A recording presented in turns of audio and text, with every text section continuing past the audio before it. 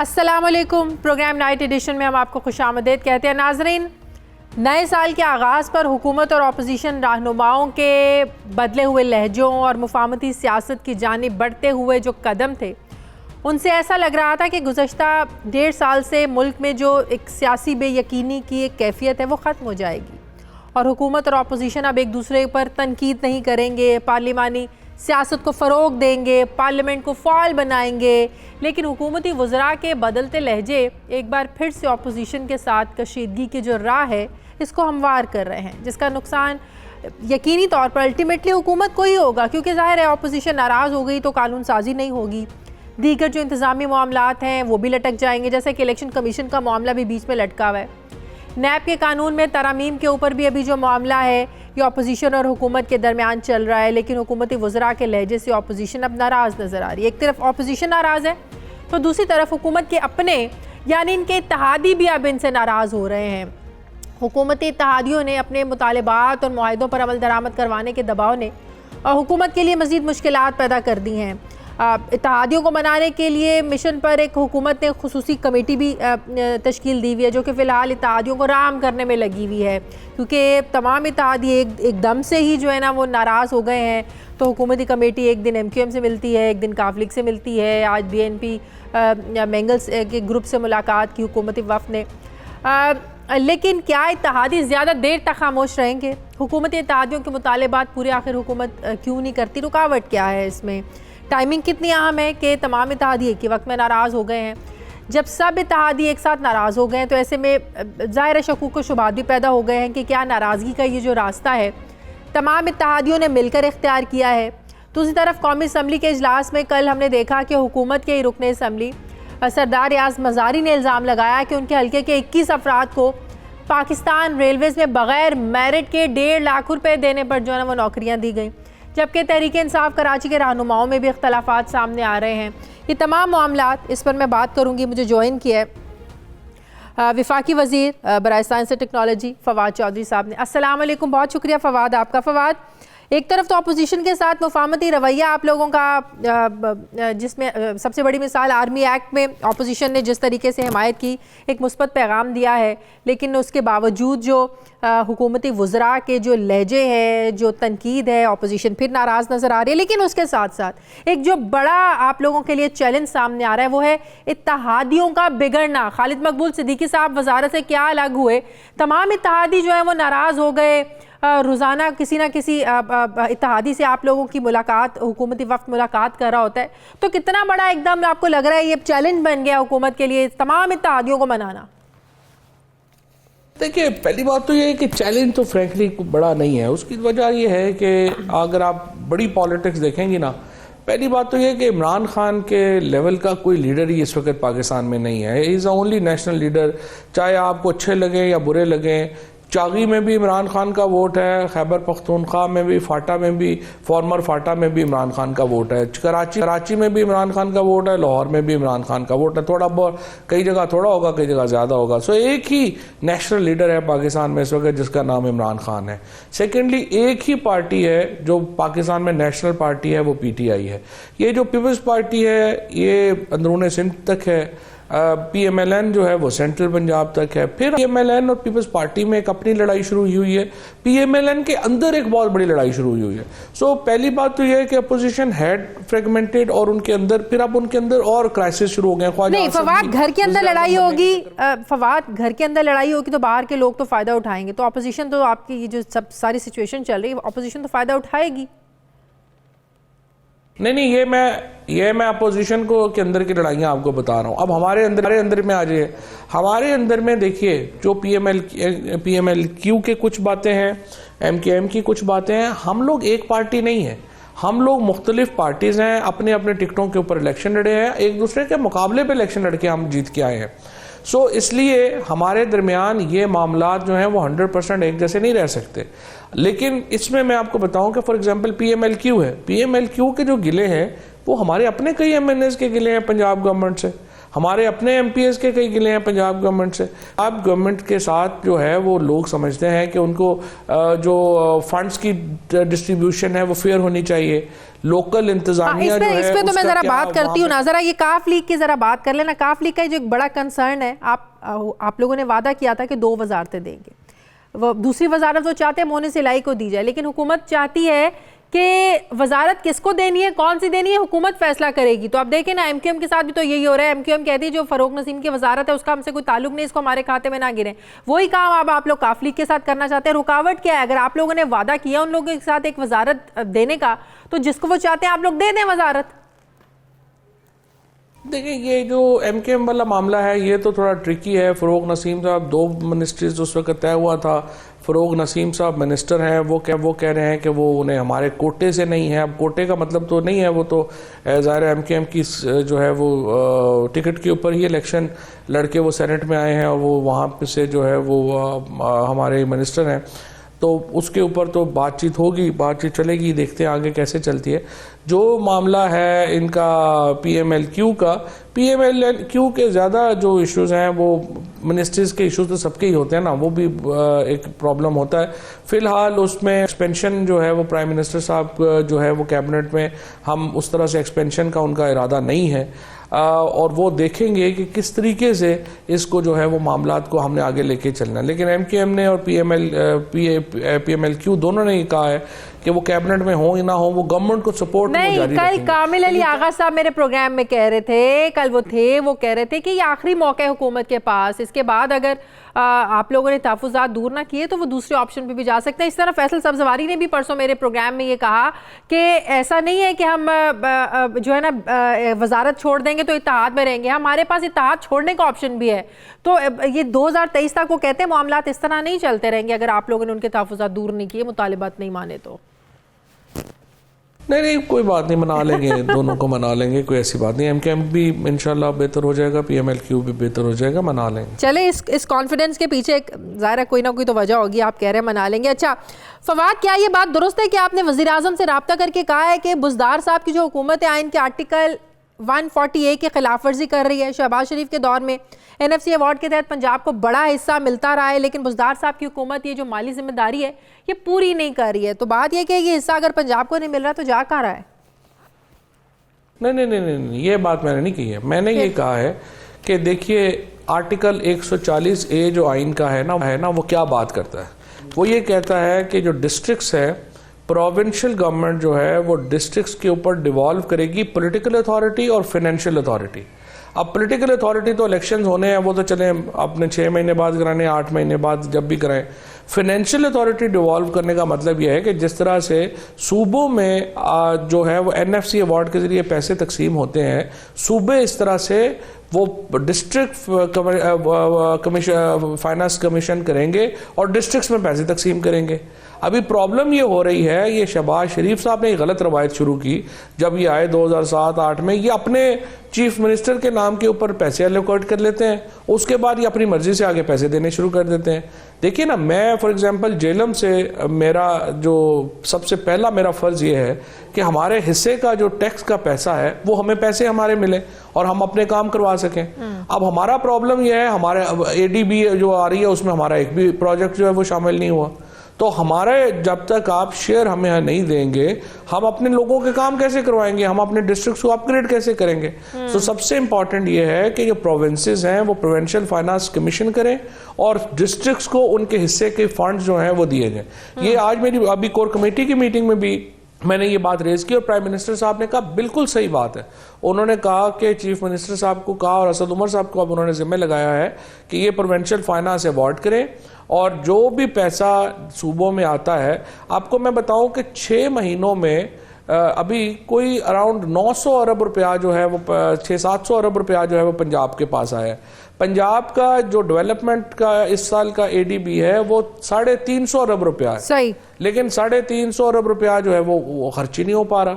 सही। अच्छा फवाद, आप भी इत्तलात के वजीर रहे हैं, ये सेक्रेटरी इत्तलात ज़ाहिदा परवीन को जब से हटाया तो बड़े इख्तलाफात सामने आ रहे हैं कि शायद ज़ाती पसंद को ज़ाती नापसंद को तरजीह दी जा रही है। तो वजारतें तो ज़ाती ख्वाहिशात पे नहीं चला करती। आप जब इस वजारत में थे तब इस तरह की खबरें नहीं सामने आती थी, मामला ठीक चल रहे थे। तो ये अब मामला इतने ख़राब क्यों हो गए हैं वजारत इत्तलात के? देखिए जी, पहली बात तो यह है कि मैं तो समझता हूँ इन्फॉर्मेशन ग्रुप को तगड़ा करना चाहिए। इन्फॉर्मेशन ग्रुप बड़ा इंपॉर्टेंट ग्रुप है, और जब हम इसको हाइब्रिड वॉर कहते हैं तो वो लड़ाई जो है वो फिर आपकी इन्फॉर्मेशन ग्रुप ने लड़नी है, और हमें एक डिस्टिंक्शन चाहिए होती है कि आपने स्टेट नैरेटिव कहा है और पॉलिटिकल नैरेटिव कहा है। मेरे ख्याल में जो पे दर पे की हुकूमतों में ये हो गया कि हमने इसको बना दिया है पॉलिटिकल नैरेटिव के लिए यूज़ करते हैं, स्टेट नैरेटिव के लिए यूज़ नहीं हो रहा। मैंने तो खैर इंफॉर्मेशन मिनिस्ट्री में भी 70 साल के सबसे बड़े रिफॉर्म्स किए थे, वो अनफॉर्चुनेटली जो है वो नहीं आगे गए। मैंने तो पीटीवी में भी, आपको पता है, मैंने बच्चों के चैनल के लिए जो है वो इकदाम किए थे, मैंने स्पोर्ट्स चैनल के लिए इकदाम किए थे, APP को मैंने कहा था इसको डिजिटल जो है वो एजेंसी बनाए, मीडिया यूनिवर्सिटी जो है उसकी मैं बात कर रहा था। सो इसी तरीके से ये जो सारे बड़े रिफॉर्म्स थे, इसी तरह से ये जो इंटरनेशनल हमारी प्रेस के साथ रिलेशनशिप में, आई कैन से कि पहली बार पाकिस्तान का जो इंटरनेशनल इमेज था पुलवामा के इंसिडेंट में वो ऊपर गया, और अल्हम्दुलिल्लाह उसमें हमारा बहुत रोल था। हमने पूरा जो अपना मैनेज किया पुलवामा के वाक़े को, इंटरनेशनल प्रेस को हमने मैनेज किया, हम उनको लेके आए, हमने उनको आर्मी अथॉरिटीज़ के साथ, प्राइम मिनिस्टर साहब के साथ उनकी मीटिंग करवाई, बातचीत करवाई। So we did actually rather well. आखिरी सवाल, कल बड़ा हैरानगी हुई जब आप लोगों के रुकने असम्बली आपकी पार्टी के सरदार रियाज मज़ारी ने इल्ज़ाम लगाया कि उनके हल्के के 21 अफराद को पाकिस्तान रेलवेज़ में एक तो बगैर मेरिट के और दूसरा 1.5 लाख रुपया दे के नौकरियाँ दी जा रही हैं। तो एक तो आप लोगों के दावे वज़ीर आज़म के कि हम लोग जो है ना वो 2020 नौकरियों का साल है, फिर वाडा साहब तो क्या क्या दावे करते रहे, उनको तो खैर उनकी क्या बातें हैं। तो ये आपको नहीं लगता बड़ा संगीन नौयत का इल्ज़ाम है? अगर पार्टी का बंदा ही अपनी पार्टी पर लगाते तो इसकी इन्वेस्टिगेशन होनी चाहिए। कई दफ़ा देखो बंदे गुस्से में जो है ना वो एलिगेशन इस तरह के लगा देते हैं, वो भी कह देते हैं कि इस तरह से हुआ, क्योंकि देखें ना जो नौकरियां हैं वो तो फ्रेंकली उसके ऊपर करप्शन में किस तरह से हो रहा है, क्योंकि पहले तो टेस्ट हो रहा है, NTS टेस्ट हो रहा है, उसके बाद जो है वो उसका जो मेरिट बन रहा है वो बन रहा है कि जो तमाम पिछली मैट्रिक में FA में कितने नंबर लिए हैं उनको मिला के 40 नंबर इसके हैं, वो आप मेरिट बनाते हैं, और फिर आके 20-25 नंबर हैं इंटरव्यूज़ के। अब अगर 20 नंबरों के ऊपर कोई बंदा जो है वो करप्शन कर रहा है, 1.5 लाख रुपया ले रहा है, वो मुझे कोई लॉजिकल नहीं लगता। लेकिन बहरहाल मज़ारी साहब बड़े मेरे मोहतरम हैं, उनका एलिगेशन है, उसको डेफिनेटली उसको देखना चाहिए, लेकिन बज़ाहिर जो प्रोसेस है रेलवे का उसमें मुझे लगता नहीं कि ये बात जो है वो दुरुस्त होगी, या किसी भी जो नौकरी है इस वक्त सरकार की उसमें फ्रैंकली जो प्रोसेसेस लगाए गए हैं वो काफ़ी उनको इंश्योर कर। देखिए ना, मतलब उसमें आपको शाजिया, आपको मैं कहता हूँ कि जी आपको मैं जॉब दूंगा, मैं आपको दे ही नहीं सकता जब तक आपकी प्रीवियस डिग्रीज जो हैं मैट्रिक की, FA की, BA के आपका रिजल्ट जो है उसमें आपके नंबर्स नहीं हैं, फिर आपने NTS पास नहीं किया, तो उसके बाद आके इंटरव्यू में मैं आपको फेवर कर सकता हूं, लेकिन वो इंटरव्यू में कितनी फेवर होगी, वो तो 20 नंबर है उसके। फिर भी इन्वेस्टिगेशन होनी चाहिए। बहुत बहुत शुक्रिया वफाकी वजीर बराए साइंस और टेक्नोलॉजी फवाद चौधरी मेरे साथ थे, बहुत शुक्रिया आपका। मुझे प्रोग्राम में एक ब्रेक लेनी है, वापस आते हैं छोटे से वक्फे के बाद।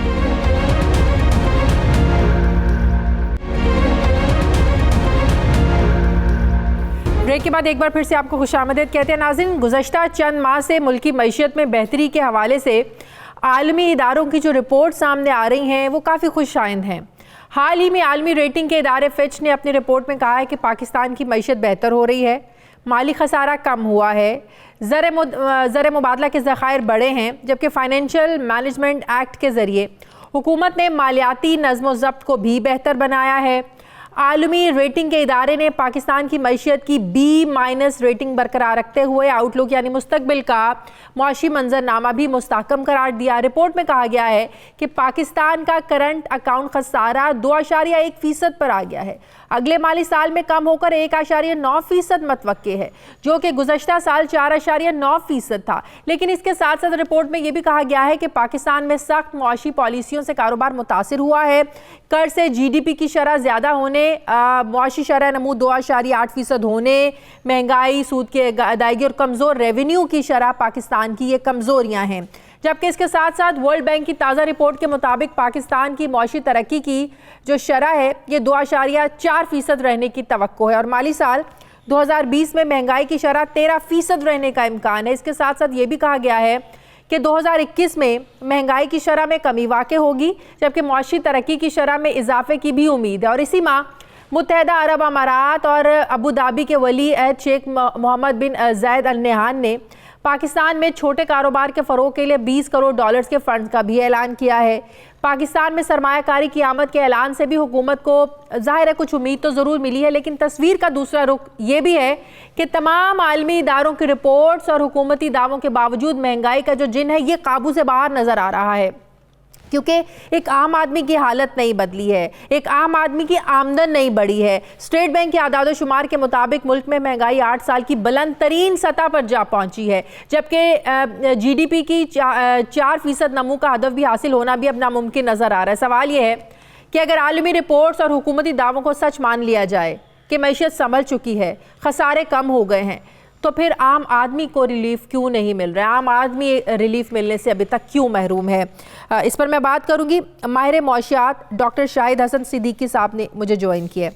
अस्सलाम वालेकुम, बहुत बहुत शुक्रिया डॉक्टर साहब आपका। डॉक्टर साहब, सबसे पहले तो करंट अकाउंट खसारे पर बात कर लेते हैं कि जिस तरह हुकूमत इसका क्रेडिट ले रही है कि करंट अकाउंट डेफिसिट में कमी तकरीबन 73 से 75% कमी की है, इसको हुकूमत अपनी ज़ाहिर कामयाबी करार देती है। अगर आप देखें कि शरह नमू तकरीबन इनको 5.5% इनको मिली थी, वो 3.3 पर आ गई है। अफराते ज़र देखें 3.9% था, महंगाई 16% तक पहुंच चुकी है। कर्जे बढ़ गए हैं, शरह सूद बढ़ गया है। क्या आप इसे कामयाबी कहते हैं? इतनी कॉस्ट पे करने के बाद अगर हुकूमत कहे कि करंट अकाउंट खसारे में हमने कम करने में कामयाबी हासिल की है, तो क्या आप इसे कामयाबी करार देते हैं कि हमने इतनी कॉस्ट पे की है इसकी? देखिए, आपने जिस खूबसूरती से सूरत हाल बताया है वो जवाब तो उसके अंदर आ गया। असल में हुआ ये कि हमारे दो साहिबान जिन्होंने पाकिस्तान के तरफ से IMF से मुआहदा किया, वो दो साहिबान वही हैं जो चंद महीने पहले तक पाकिस्तान में नहीं थे। उन्होंने कुछ शराइत मान ली, वो शराइत ना कैबिनेट ने मंजूर की ना पार्लियामेंट ने मंजूर की, और वो इतनी सख्त थी और तकलीफ दे थी कि वो क्यों मानी, वो मुझे परेशानी है कि हमने वो शराइत क्यों मान ली। ये बात बिल्कुल सही है कि करंट अकाउंट डेफिसिट कम हुआ है, मगर सवाल ये है कि जो करंट अकाउंट डेफिसिट कम हुआ है तो क्या ये रुपए में कदर में कमी करने, बरामद कुनिंदगान को मराहत देने के बावजूद बरामदात तो आपकी नहीं बढ़ी, वो तो 4% बढ़ी हैं। आपने मशीनरी की इंपोर्ट भी कम की, कुछ गैर जरूरी इंपोर्ट्स भी कम की। तो अगर आप एक नापायदार तरीका अपना रहे हैं तिजारती खसारे और जारी हिसाबात को खत्म करने के लिए, वही तरीका है बरामदात बढ़ाएं। वो तो आप 2011 से भी तकरीबन नीचे हैं, आज भी खुदा के लिए जरा समझें। और जो आपने सख्त मॉनेटरी पॉलिसी बनाई और ये आपने शराइत मानी, तो जैसे आपने कहा आपने मईशत को चोक कर दिया। आपने बताया कि 3.3 पर हम आ गए हैं, लेकिन मेरी परेशानी ये है कि ये तो 2000 अगले 2 वर्षों में आलमी bank, IMF, credit rating agency Moody's और फिर जो कुछ कह रहे हैं वो तो ये बता रहे हैं कि आइंदा वर्षों में भी, 2 वर्षों में भी अगले, आप वो शरह नमू हासिल नहीं कर सकेंगे जो इनको विरसे में मिली थी। और मैं आपको अगर ये अर्ज कर दूं कि जो स्टेट बैंक की रिपोर्ट आप देखें 2015, 2016, 2017, 18, इसमें हमारा औसत जो अफराते ज़र था वो 4% था। हाँ। और हमारा ग्रोथ रेट औसत 5.1 था। अब 5.1 से अगले 3 वर्षों में आप 4 से कम रहेंगे और अफराते ज़र 9 से ऊपर रहेगा। कर्जों का बोझ ज्यादा तेज रफ्तारी से बढ़ा है, पिछले 10 वर्षों में ये बड़ा था, आपको मैं बता दूं। अच्छा डॉक्टर साहब, अगर देखा जाए तो करंट डेफिसिट जरदारी साहब की हुकूमत को ज्यादा मिला था, अगर मैं गलत नहीं हूं 8.2%, इस हुकूमत को मिला है 6.2%। तो 8.2% के साथ पाकिस्तान पीपल्स पार्टी के 5 साल ज्यादा मुश्किल थे, या इनको जो 6.2% मिला इन्होंने तो आसमान सर पे उठा लिया, भी दिवालिया होने वाला था और पता नहीं हम जो है ना वो डिफॉल्ट कर जाएंगे। तो वो उन्होंने तो इतना शोर मचाया नहीं था, ये बड़ा शोर मचा रहे हैं 6.2% के साथ। देखिए, आपने इतनी खूबसूरत बात की है, बिल्कुल सही है कि 8.2% मिला था, जो पाकिस्तान की तारीख में सबसे ज्यादा था। इनको तो 6.2 मिला। लेकिन मैं एक और इजाफा कर दूं, आपने जो कहा है सही कहा है, लेकिन मैं अगर ये कह दूं कि 2011 में वो प्लस हो गया था, हाँ यह है असल बात कि तमाम तबाहियों बर्बादी के बावजूद जो उस दौर की कही जा रही हैं, उन्होंने हाईएस्ट लेके 2011 में प्लस कर दिया था, खत्म हो गया था। इस दौर में तो वो मनफी रहेगा ना अगले आने वाले वर्षों में। तो 6.2 था। असल क्या है कि इन्होंने वही पॉलिसी अपनाई जो गुज़िश्ता हुकूमत ने अपनाई थी। फर्क सिर्फ ये है कि चोर डाकू का नारा लगाया, कर्जों का जो 565 अरब रुपए तक पहुंच गया, इसकी क्या वजह है? सौरभ का तो सिर्फ पिछले 6 माह के दौरान हुआ है। और आप देखें कि बिजली के बिल कितने ज्यादा आ रहे हैं, बिजली की कीमतें इन्होंने बढ़ा दी हैं, सार्फिन पर बोझ डालने के बावजूद इनके कर्जे बढ़ रहे हैं। अब देखिए, इतनी अहम बात है, मैं आपको एक और रिकॉर्ड पे बात बता दूं। पिछले 10 वर्षों में जो बैरूनी कर्जे थे वो 4.9 अरब डॉलर सालाना बढ़े थे, जबकि ये कह रहे हैं कि लूटमार हो गई। अब के वो 10 अरब डॉलर बढ़ गए एक साल में। तो कर्जे बढ़े, शरह-ए-नमूद सुस्त हुई, बिजली गैस और पेट्रोल के नर्ख बढ़ाए, रुपए की कदर बेतहाशा गिराई जो नहीं गिरनी चाहिए थी। और आपने एक और तमाशा किया, मैं तो रिकॉर्ड पर आपको बता रहा हूं, गवर्नर स्टेट बैंक ने हमारे मुल्क के साथ जुल्म किया। देखिए, पाकिस्तान में जो रेट है वो 13.25 है, आपको भी पता है, जो स्टेट बैंक का रेट है, और भारत का है 5.15। तो अगर मैं आपकी खिदमत में आपके नाजरीन को ये बताऊं कि हमारे गवर्नर साहब ने बाहर जाके यूरोप में बात की कि भाई आपने जो पैसा बाहर रखा है उस पर तो 1.5-2% से ज्यादा नहीं मिल रहा, तो हमारा मुल्क आपको 13% ले आए, रुपए की कदर तो अभी गिरने वाली नहीं है।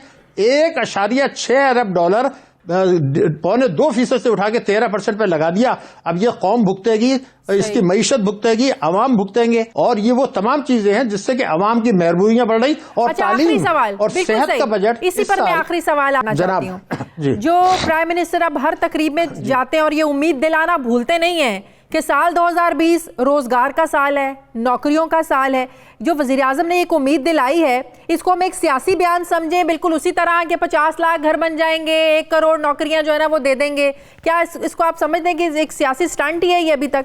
नहीं, मैं सियासी बयान तो 200% है। मैं आपसे बता दूं, गवर्नर स्टेट बैंक का रिपोर्ट अभी आया है कि पाकिस्तान के ग्रोथ रेट इस साल 3.5 रहेगा। खुद गवर्नर स्टेट बैंक कह रहे हैं। हाँ। दुनिया कह रही है ये भी नहीं रहेगा।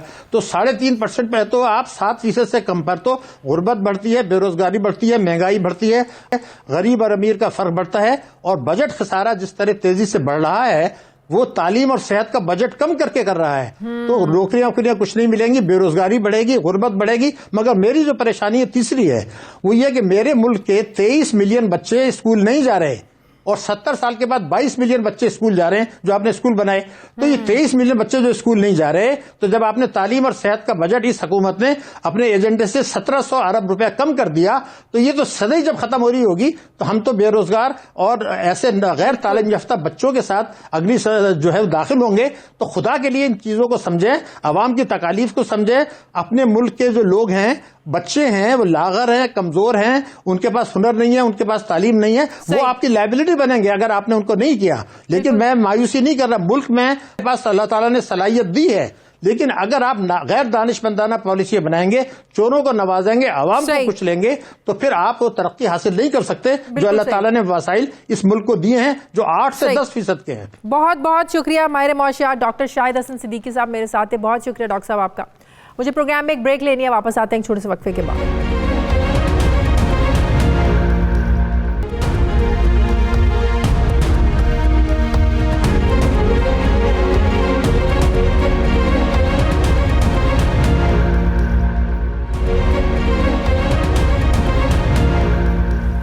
ब्रेक के बाद एक बार फिर से आपको खुशामदीद कहते हैं। नाज़रीन, गुज़श्ता चंद माह से मुल्की मईशत में बेहतरी के हवाले से आलमी इदारों की जो रिपोर्ट सामने आ रही हैं वो काफ़ी खुशाइंद हैं।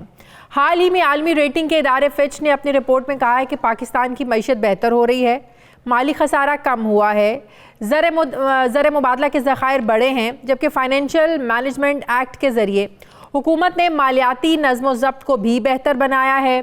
आलमी रेटिंग के इदारे ने पाकिस्तान की मईशत की B- रेटिंग बरकरार रखते हुए आउटलुक यानी मुस्तकबिल का मुआशी मंजरनामा भी मुस्तहकम करार दिया। रिपोर्ट में कहा गया है कि पाकिस्तान का करंट अकाउंट खसारा 2.1% पर आ गया है। अगले माली साल में कम होकर 1.9% मतवक्के है, जो कि गुज़श्ता साल 4.9% था। लेकिन इसके साथ साथ रिपोर्ट में यह भी कहा गया है कि पाकिस्तान में सख्त मुआशी पॉलिसियों से कारोबार मुतासिर हुआ है। कर से GDP की शरह ज़्यादा होने, मुआशी शरह नमू 2.8% होने, महंगाई, सूद की अदायगी और कमज़ोर रेवेन्यू की शरह पाकिस्तान की ये कमज़ोरियाँ हैं। जबकि इसके साथ साथ वर्ल्ड बैंक की ताज़ा रिपोर्ट के मुताबिक पाकिस्तान की मौशी तरक्की की जो शरह है ये 2.4% रहने की तवक्को है और माली साल 2020 में महंगाई की शरह 13% रहने का इम्कान है। इसके साथ साथ ये भी कहा गया है कि 2021 में महंगाई की शरह में कमी वाक़ई होगी, जबकि मौशी तरक्की की शरह में इजाफे की भी उम्मीद है। और इसी माह मुत्तहदा अरब अमारात और अबू धाबी के वली अहद शेख मोहम्मद बिन जायद अल नहयान ने पाकिस्तान में छोटे कारोबार के फ़रोग के लिए $20 करोड़ के फ़ंड का भी ऐलान किया है।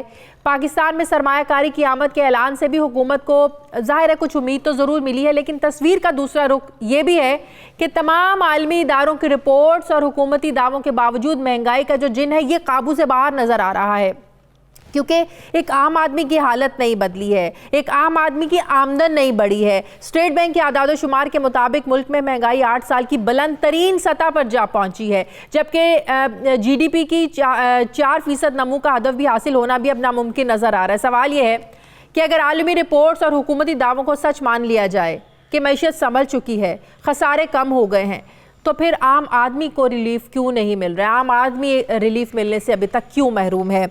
इस पर मैं बात करूंगी। माहिर मौशियात डॉक्टर शाहिद हसन सिद्दीकी साहब ने मुझे ज्वाइन किया। अस्सलाम वालेकुम, बहुत बहुत शुक्रिया डॉक्टर साहब आपका। डॉक्टर साहब, सबसे पहले तो करंट अकाउंट खसारे पर बात कर लेते हैं कि जिस तरह हुकूमत इसका क्रेडिट ले रही है कि करंट अकाउंट डेफिसिट में कमी तकरीबन 73 से 75% कमी की है, इसको हुकूमत अपनी ज़ाहिर कामयाबी करार देती है। अगर आप देखें कि शरह नमू तकरीबन इनको 5.5% इनको मिली थी, वो 3.3 पर आ गई है। अफरात ज़र देखें 3.9% था, महंगाई 16% तक पहुंच चुकी है, कर्जे बढ़ गए हैं, शरह सूद बढ़ गया है। क्या आप इसे कामयाबी कहते हैं? इतनी कॉस्ट पे करने के बाद अगर हुकूमत कहे कि करंट अकाउंट खसारे में हमने कम करने में कामयाबी हासिल की है, तो क्या आप इसे कामयाबी करार देते हैं कि हमने इतनी कॉस्ट पे की है इसकी? देखिए, आपने जिस खूबसूरती से सूरत हाल बताया है वो जवाब तो उसके अंदर आ गया। असल में हुआ ये कि हमारे दो साहिबान जिन्होंने पाकिस्तान के तरफ से IMF से मुआहदा किया, वो दो साहिबान वही हैं जो चंद महीने पहले तक पाकिस्तान में नहीं थे। उन्होंने कुछ शराइत मान ली, वो शराइत ना कैबिनेट ने मंजूर की ना पार्लियामेंट ने मंजूर की, और वो इतनी सख्त थी और तकलीफ दे थी कि वो क्यों मानी, वो मुझे परेशानी है कि हमने वो शराइत क्यों मान ली।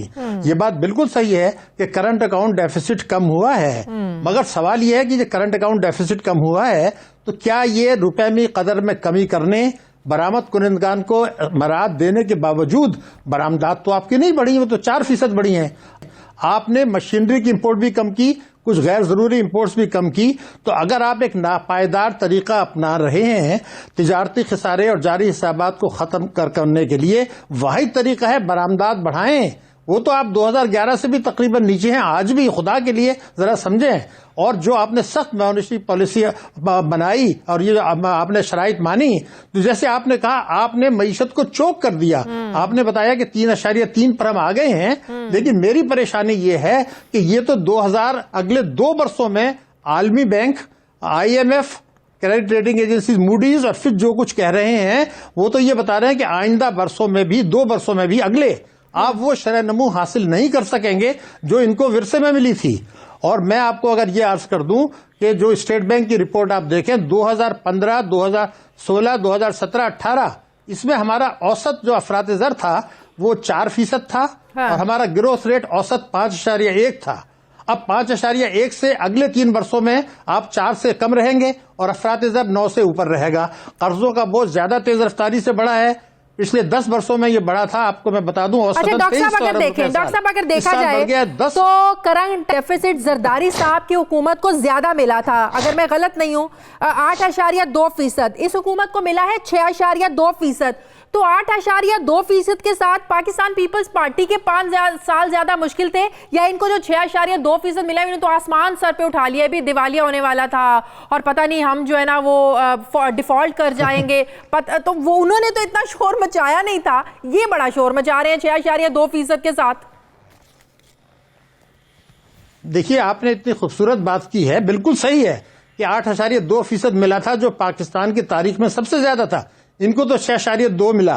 लेकिन मैं एक और इजाफा कर दूं, आपने जो कहा है सही कहा है, लेकिन मैं अगर ये कह दूं कि 2011 में वो प्लस हो गया था, हाँ, यह है असल बात कि तमाम तबाहियों बर्बादी के बावजूद जो उस दौर की कही जा रही हैं, उन्होंने हाईएस्ट लेके 2011 में प्लस कर दिया था, खत्म हो गया था। इस दौर में तो वो मनफी रहेगा ना अगले आने वाले वर्षों में। तो 6.2 था। असल क्या है कि इन्होंने वही पॉलिसी अपनाई जो गुज़िश्ता हुकूमत ने अपनाई थी। फर्क सिर्फ ये है कि चोर डाकू का नारा लगाया, आप महंगाई बढ़ा के 565 अरब रुपए तक पहुंच गया। इसकी क्या वजह है? सौरभ का तो सिर्फ पिछले 6 माह के दौरान हुआ है। और आप देखें कि बिजली के बिल कितने ज्यादा आ रहे हैं, बिजली की कीमतें इन्होंने बढ़ा दी हैं, सार्फिन पर बोझ डालने के बावजूद इनके कर्जे बढ़ रहे हैं। अब देखिए, इतनी अहम बात है, मैं आपको एक और रिकॉर्ड पे बात बता दूं। पिछले 10 वर्षों में जो बैरूनी कर्जे थे वो 4.9 अरब डॉलर सालाना बढ़े थे, जबकि ये कह रहे हैं कि लूटमार हो गई। अब के वो 10 अरब डॉलर बढ़ गए एक साल में। तो कर्जे बढ़े, शरह-ए-नमूद सुस्त हुई, बिजली, गैस और पेट्रोल के नर्ख बढ़ाए, रुपए की कदर बेतहाशा गिराई जो नहीं गिरनी चाहिए थी, और बजट खसारा जिस तरह तेजी से बढ़ रहा है, वो तालीम और सेहत का बजट कम करके कर रहा है। तो नौकरियां कुछ नहीं मिलेंगी, बेरोजगारी बढ़ेगी, गुर्बत बढ़ेगी। मगर मेरी जो परेशानी है तीसरी है, वो ये कि मेरे मुल्क के 23 मिलियन बच्चे स्कूल नहीं जा रहे, और 70 साल के बाद 22 मिलियन बच्चे स्कूल जा रहे हैं जो आपने स्कूल बनाए। तो ये 23 मिलियन बच्चे जो स्कूल नहीं जा रहे, तो जब आपने तालीम और सेहत का बजट इस हुकूमत ने अपने एजेंडे से 1700 अरब रुपया कम कर दिया, तो ये तो सदी जब खत्म हो रही होगी तो हम तो बेरोजगार और ऐसे गैर तालीम याफ्ता बच्चों के साथ अगली जो है दाखिल होंगे। तो खुदा के लिए इन चीजों को समझें, अवाम की तकालीफ को समझें। अपने मुल्क के जो लोग हैं, बच्चे हैं, वो लागर हैं, कमजोर हैं, उनके पास हुनर नहीं है, उनके पास तालीम नहीं है, वो आपकी लायबिलिटी बनेंगे अगर आपने उनको नहीं किया। लेकिन मैं मायूसी नहीं कर रहा, मुल्क में पास अल्लाह ताला ने सलाहियत दी है, लेकिन अगर आप गैर दानिशमंदाना पॉलिसी बनाएंगे, चोरों को नवाजेंगे, आवाम को कुछ लेंगे, तो फिर आप वो तरक्की हासिल नहीं कर सकते जो अल्लाह ताला ने वसाइल इस मुल्क को दिए हैं, जो 8 से 10% के हैं। बहुत बहुत शुक्रिया माहिर मौशियात डॉक्टर शाहिद हसन सिद्दीकी साहब मेरे साथ थे। बहुत शुक्रिया डॉक्टर साहब आपका। मुझे प्रोग्राम में एक ब्रेक लेनी है, वापस आते हैं एक छोटे से वक्फे के बाद।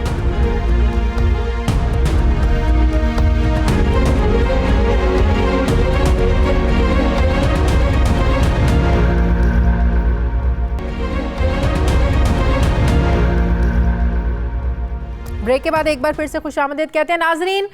मुल्की खजाने को नुकसान पहुंचाने की एक नई दास्तान सामने आई है। ज़राए से मिलने वाली इत्तलात के मुताबिक मुल्तान इलेक्ट्रिक पावर कंपनी ने मुबैना तौर पर टेंडर डॉक्यूमेंट्स में दिए गए म्यार और तफसीलात को नज़रअंदाज करके पाक इलेक्ट्रॉन लिमिटेड से 1 अरब 75 करोड़ मालियत के 25 पावर ट्रांसफार्मर्स की खरीदारी कर रहे हैं।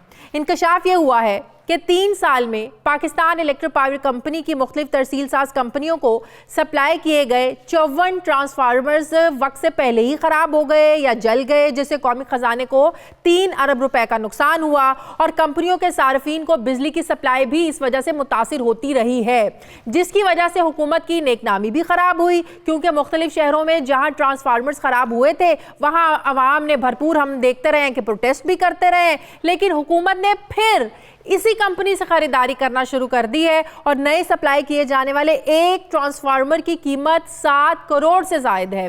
जबकि टेंडर डॉक्यूमेंट्स के मुताबिक अगर सप्लायर्स के माजी में सप्लाई किए गए आलात या मशीनरी वक्त से पहले ख़राब हो जाए तो उसको बोली में शामिल होने की इजाज़त नहीं दी जा सकती। जबकि पाक इलेक्ट्रॉन को न सिर्फ इजाज़त दी गई है बल्कि सप्लाई का ठेका भी दे दिया गया है। ज़रा ये भी दावा कर रहे हैं कि मैपको के चंद अफसरान सिर्फ अपने ज़ाती मफादात की खातिर गैर मियारी ट्रांसफार्मर्स की खरीदारी कर रहे हैं, जिससे ज़ाहिर नुकसान कौमी खजाने को होगा और करोड़ों का होगा। जबकि माजी में वारंटी में ख़राब होने वाले ट्रांसफार्मर्स की मद में सप्लाई करने वाली कंपनी को जुर्माना भी नहीं किया गया और ना ही इस कंपनी को ब्लैक लिस्ट किया गया, ना ही जिम्मेदार अफसरान के खिलाफ कोई कार्रवाई की गई, बल्कि उल्टा दोबारा फिर इनसे खरीदारी की जा रही है। ये सारा मामला है क्या, मैं बात करूंगी हमारे नुमाइंदे खुसूसी अनवर सुमरा से। बहुत शुक्रिया अनवर आपका। अनवर, ये बात बिल्कुल समझने से हम कासिर है कि जिस कंपनी की वजह से पहले करोड़ों का नुकसान कौमी खजाना भुगत चुका है, दोबारा से उस कंपनी से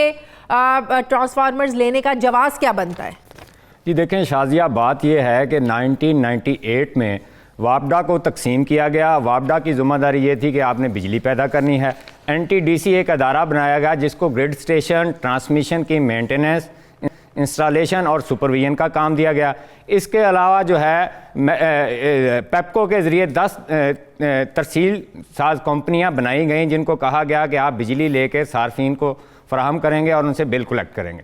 अब सूरत हाल ये है कि जो NTDC है या पेप्को है, इसके मतहत जो अदारे हैं वहाँ पर जो ख़रीदारी हो रही है उस पर बहुत सारे सवालात उठ रहे हैं कि उसमें क्वालिटी को कंप्रोमाइज़ किया जा रहा है। मैप्को ने एक टेंडर दिया जिसमें कहा गया कि उसने 25 ट्रांसफार्मर लेने हैं। ये ट्रांसफार्मर जो हैं ग्रिड स्टेशन में लगते हैं, जो 132 kV को कम करके 11 kV के पर लेके आते हैं और जो सार्फिन को बिजली दी जाती है। जब ये हमने रब्ता किया और हमारे पास जो डॉक्यूमेंट आए उसमें ये कहा गया कि जो टेंडर डॉक्यूमेंट बनाया गया था उसमें NTDC की जो स्पेसिफिकेशन थी या इंटरनेशनल अदारे की जो स्पेसिफिकेशन थी उनको रखा गया। मुझे ये बताएं कि ये वापडा के आला अफसरान की मिली भगत के बगैर हो सकता है? ऐसा हो सकता है कि उनको इल्म लाए बगैर जो निचले अफसरान हैं वो ये सब कर रहे हो? जी बिल्कुल। जब हमने मुख्तलिफ एहलकारों से रब्ता किया और ज़राए ने भी बताया और कुछ डॉक्यूमेंट भी हासिल किए, पता ये चला कि जब वो स्पेसिफिकेशन रख ली गई उसके बाद जो टेंडर खुला और उसमें मुख्तलिफ कंपनीज़ ने पार्टिसिपेट किया जिनमें पाक इलेक्ट्रॉनिक लिमिटेड भी थी। इनकी टेंडर के डॉक्यूमेंट्स को जो है वो NTDC के पास एवेल्यूएशन के लिए भिजवाया गया और उनको बताया गया कि ये चीज़ें ये फ्राहम कर रहे हैं और इनका ये माजी का रिकॉर्ड है। वहाँ से अप्रूवल ले ली गई। उसके बाद मैप्को ने जो है वो इसको पाक इलेक्ट्रॉनिक को जो है वो अपना परचेज़ के लिए ऑर्डर जारी कर दिया। अच्छा। और सूरत हाल ये है कि NTDC एक अदारा ऐसा है जो किसी भी टेंडर डॉक्यूमेंट में जो भी टेक्निकल मशीनरी ख़रीदनी हो, आलात ख़रीदने हो, उनकी स्पेसिफिकेशन वो मखसूस तरीके से तयन उनका करता है और उनकी एवेल्यूएशन भी वही करता है। अब आप अंदाज़ा लगा लें कि 7 करोड़ रुपए का एक जो है ट्रांसफार्मर है और उस कंपनी से ख़रीदा जा रहा है जिसके माजी में सप्लाई किए गए ट्रांसफार्मर। तो इस कंपनी को अगर नवाजा जा रहा है तो क्या कोई इसमें क्या कहना चाहिए, कोई स्टेक है, किसी की अपनी कंपनी है? ज़ाहिर है किसी को अपने को नवाजने के लिए सब कुछ किया जा रहा है ना? जी ज़राए ये बताते हैं कि इसमें किक बैक्स इन्वॉल्व है। हाँ। इसमें तो ये बाकायदा उनको पेश किया गया कि 54 ट्रांसफार्मर जो है कबल अज़ वक्त जो है ब्लास्ट कर गए, ख़राब हो गए, जिसकी वजह से ट्रांसमिशन लाइन को भी नुकसान हुआ और बिजली की सप्लाई भी मुल्क भर में मुतासर हुई। उसके बावजूद इसको अगर दिया जा रहा है तो ज़ाहिर है इसमें NTDC के आला हुकाम भी मुलव्वस होंगे और पेप्को के हुकाम भी मुलव्वस होंगे। सही। हमारा इस खबर को सामने लाने का मकसद यही है कि इस पर एक्शन लिया जाए ताकि जो कौमी ख़जाने को करोड़ों का नुकसान होने जा रहा है इससे बचा जा सके। बहुत शुक्रिया अनवर सुमरा आपका। नाज़रीन, हमारे आज के प्रोग्राम का एडिटोरियल। नाज़रीन, मसला कश्मीर पर सलामती काउंसिल का अहम इजलास मुनक्किद हुआ जिसमें मकबूजा कश्मीर की सूरत हाल पर भी गौर किया गया। गुज़श्ता साल अगस्त 2019 के बाद मसला कश्मीर पर सलामती काउंसिल का मुनक्किद होने वाला ये दूसरा अहम इजलास है जिसके लिए पाकिस्तान ने दोस्त मुल्क चीन के साथ मिलकर मुसलसल कोशिशें की और ये इजलास अमल में आया। अब इस इजलास का इनेकाद अक़वाम मुत्तहिदा के तहत डिपार्टमेंट ऑफ पीस ऑपरेशंस और political and peace building affairs की जानिब से किया गया है जिसमें 15 ममालिक के नुमाइंदों ने इसमें शिरकत की। इजलास बंद कमरे में हुआ लेकिन इजलास के बाद चीन के मुस्तकिल मंदूब ने मीडिया को बताया कि इजलास में कश्मीर की ज़मीनी जो सूरत हाल है इस वक्त जो हो रहा है वहाँ पर उस पर बातचीत हुई, इस पर गौर किया गया। कश्मीर हमेशा से ही सलामती काउंसिल के एजेंडे में शामिल है और कश्मीर पर चीन का जो मौक़िफ़ है ये बिल्कुल वाज़ेह है। जबकि रूस के मंदूब ने यह भी कहा कि रशिया पाक भारत ताल्लुकात मामूल पर लाने का ख्वाहिशमंद भी है। इजलास से पहले भी रूसी मंदूब ने एक सवाल के जवाब में कहा कि उन्हें कश्मीर की सूरत हाल पर शदीद तशवीश है। सलामती काउंसिल में कश्मीर के मामले पर बात होना पाकिस्तान की यकीनन एक बड़ी कामयाबी है, बड़ी सिफारती कामयाबी है और ये इस बात को जाहिर करता है कि मसला कश्मीर की आलमी हैसियत है और आलमी बिरादरी भी इसे भारत का अंदरूनी मामला नहीं बल्कि एक अहम बैनुल-अक़वामी तनाज़ा समझती है। नाज़रीन, ये था हमारा आज का प्रोग्राम से मुझे इजाज़त दीजिए। फीडबैक ज़रूर दीजिएगा, अपना ख्याल रखिएगा। मेरी आपसे मुलाकात होगी अगले हफ्ते। अल्लाह हाफ़िज़।